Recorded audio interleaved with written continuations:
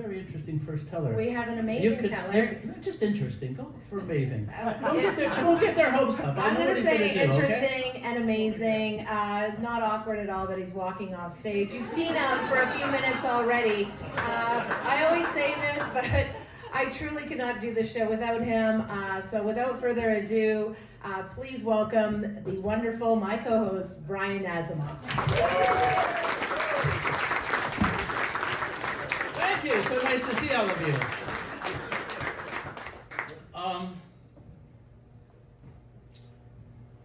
Anyone who's heard any of my stories know that I'm somewhat of a romantic. And I don't know if other people ever had the situation where they've seen somebody on the screen and go, I'd really like to meet that person. I'd like to maybe date her, marry her, have kids, a real romantic. And when I was in grade 11, I used to sneak downstairs to the TV room at 11:37 after my mother fell asleep to watch a show called Nightcap. Nightcap was a very funny show, but I was always looking at June Sampson, this raven-haired beauty. And there's nothing I wanted more in life at that point was to meet her and date her, but how was I going to do that? By some quirk story, I ended up being the gopher for that show, skipping school every Tuesday to hang out with the cast and crew and getting to know June. And then on June 16th, I took her to the ballet, a magical date. Then on June 17th, I flunked the final of my French exam and had to go to summer school, but that's another story. We'll go fast forward 10 years. The object of my affection was an American actress named Glynis O'Connor. I don't think many of you had heard of her, but I'd seen her in shows like Ode to Billy Joe and Those Lips, Those Eyes. And my desire was to meet her and go out with her, but how could I do that? She's in Los Angeles, California, and I'm in Toronto. I didn't think this would ever happen. And then she got signed to star in a Canadian movie called Melanie. I knew I had my chance. I knew I'd figure out where she was going to shoot, because some of it was in Alberta, but she was shooting 2 weeks in Toronto. I wasn't going to Alberta. I was going to wait and plan it out. And she comes to Toronto, and I'm in Summerside, Prince Edward Island, directing feasts. I don't get to meet her, and I'm bummed by it, because once it gets released, the film's nominated for Genie Awards, and she's nominated as the outstanding actress. And I go, now I have my chance. And I had a fairly good chance. Back then I was a Canadian film star, which is why most of you don't know who I am. And somehow I got on the board of the Academy of Canadian Cinema and Television representing film actors, because no one else wanted to be on the board. So for 4 years I did that. And here's my idea. A week before the awards, I go to the office of the Academy and talk to Maria Topolovich, who runs the Academy, and I explain to her, I go, Maria, when I've done movies in Montreal and got off the plane, there was no one to greet me, just a guy with a sign and an arrow. Maybe someone from the board, I'll do it if you want, will go to the airport and meet people who are flying in for the awards. I can go there the day before and greet them, and she's like, oh, what a wonderful man you are. I go, yes, thank you. So, the day before the awards, at 8 a.m., I'm at Pearson International Airport. I have a list of what people are coming in. I greet people from Montreal, from Winnipeg, from LA, from Montreal, from New York, and then 8 p.m., the final flight from New York, Glynis O'Connor is the only person on the plane I have to greet. And I prepare myself. I'm not going to talk about how I feel. I'm going to talk as I'm from the Academy and I'm an actor, and we'll talk about that. And then since she's the last limo downtown, maybe I'll go in the limo with her and chat her up. And then at the awards, we'll paddle around. It'll be perfect. It's 8 o'clock. The plane lands and people are coming out through customs and immigration. I'm waiting, my heart is pounding, and she's not there. About 20 minutes later, I go to the limo, and the limo tells me she'd gotten in touch with the people of the Academy. She was staying in New York, she had a rehearsal. and she wasn't coming to the awards. And then the limo left without me, so I take a bus back to the subway.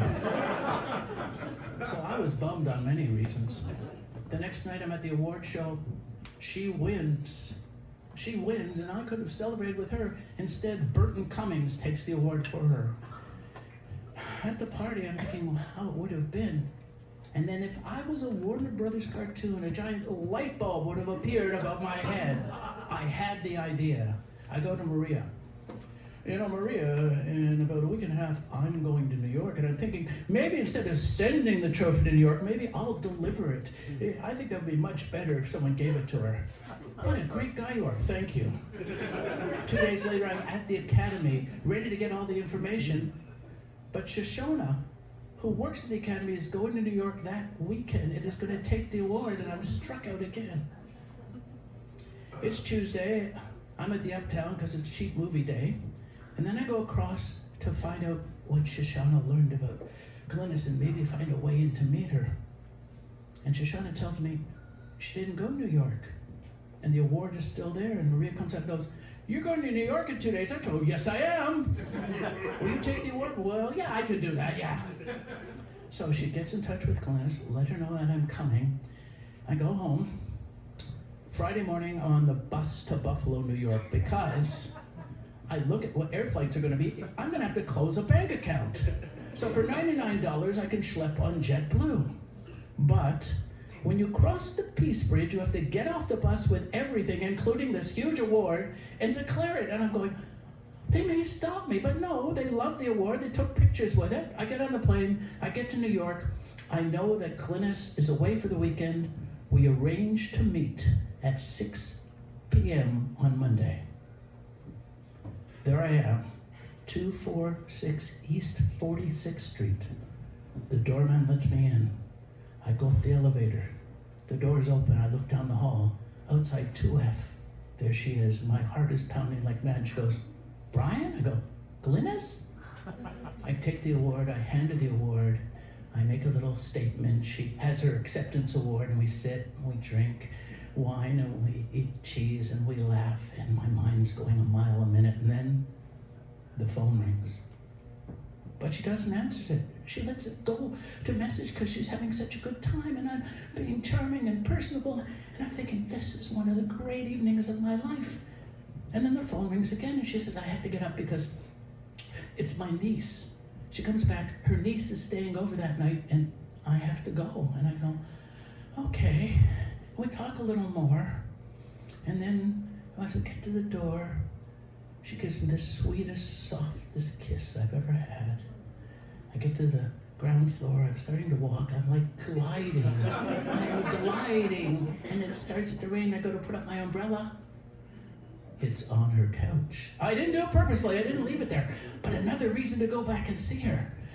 The next day I phoned her, and she said, "You left your umbrella here." I said, "I know, I didn't do it purposely." She said, "Well, if you want to come by and get it, I'm going to give it to the doorman, because if you come up here and get it here, I want to talk again for hours." And I said, "Oh, that's all right. It's fine." And she said, "Well, that was great meeting you. Let's keep in touch. You sure you don't want the umbrella?" And I said, "I think it's the least important thing I left there."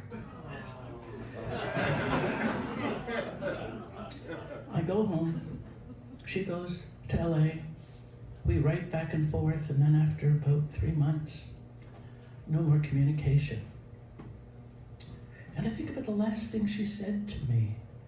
She said, "Well, Brian, what if one day there was a knock on your door and you opened it up and I was there with your umbrella? What would you say to me?" I'd say, "Come on in."